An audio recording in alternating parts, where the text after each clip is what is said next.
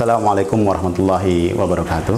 Alhamdulillahirabbil alamin alladzi alafa baina qulubina wa asbahna bi ni'matihi ohana asyhadu an la ilaha illallah wa la syarikalah wa asyhadu anna Muhammadan abduhu wa rasuluhu la nabiyya ba'dah. Allahumma shalli ala sayyidina Muhammad wa ala ali sayyidina Muhammad. Amma kaum muslimin rahimakumullah, alhamdulillah bersyukur kepada Allah Subhanahu wa taala kita bisa bertatap muka di bulan yang mulia ini, di bulan Ramadan yang Allah jadikan sebagai bulan tarbiyah, bulan pendidikan buat kita semua. Kaum muslimin rahimahullah, di kesempatan yang berbahagia ini kita harus mengingatkan kembali tentang bagaimana Rasulullah Muhammad SAW memberikan contoh kepada kita tentang bagaimana menata pola hidup menjadi orang yang mempunyai pola hidup sehat. Rasulullah SAW memberikan contoh kepada kita bagaimana mengatur setiap harinya, detik demi detik, jam demi jam, berjalan, beraktivitas yang sesuai dengan sunnah yang Rasulullah SAW lakukan. Bagaimana beliau memberikan contoh kepada kita selaku umatnya untuk menjadi pribadi, menjadi orang yang bisa mengikuti pola-pola yang Rasulullah ajarkan, menjadi orang yang punya gaya hidup sehat. Bisa kita ambil beberapa poin bagaimana Rasulullah SAW menjadikan diri kita menjadi orang yang punya pola hidup sehat. Karena apa? Dalam diri Rasulullah SAW adalah suri teladan yang baik. Allah Subhanahu wa taala berfirman dalam Quran surat Al-Ahzab, A'udzubillahi minasyaitonir rajim, bismillahirrahmanirrahim. Laqad kana lakum fi Rasulillahi uswatun hasanah.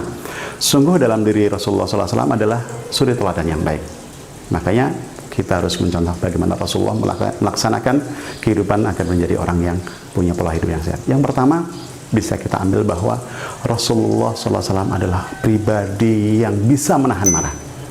Ini menjadi kunci bagaimana orang menata emosi, karena jiwa yang tenang, jiwa yang baik, dada yang lapang ini adalah akan menunjang bagaimana orang punya psikologi yang baik, psikologi yang tenang, sehingga kemudian pikirannya juga baik.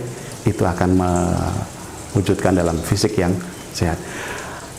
Jangan marah, la tahdab. Ya, Rasulullah melaksanakan atau memerintahkan kita untuk jangan marah, la tahdab. Ini menjadi sebuah kunci.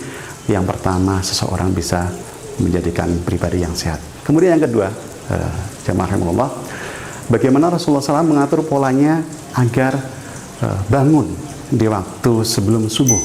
Karena sebelum subuh adalah kunci bagaimana seseorang bisa mendapatkan ketenangan, seseorang bisa mendapatkan kesegaran. Pagi hari adalah waktu di mana orang-orang memulai aktivitas dengan sebuah semangat.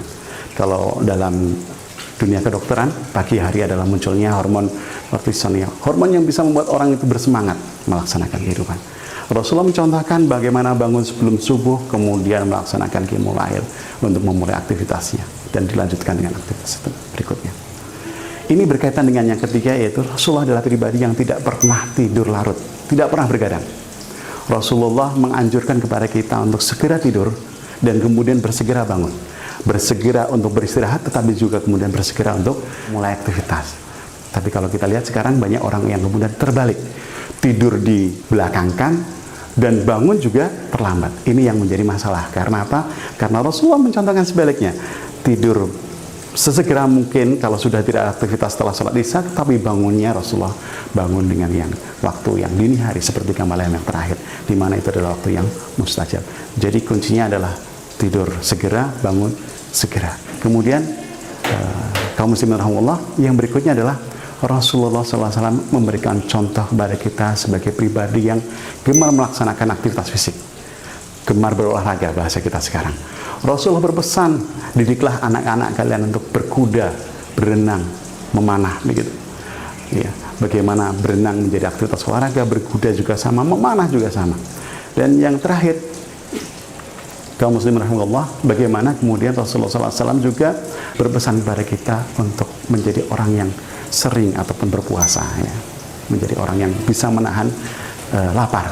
Karena dengan berpuasa imunitas tubuh akan meningkat, dan kemudian puasa ini juga mengatur orang itu lebih disiplin dalam memanage hari-hari demi hari yang dilalui.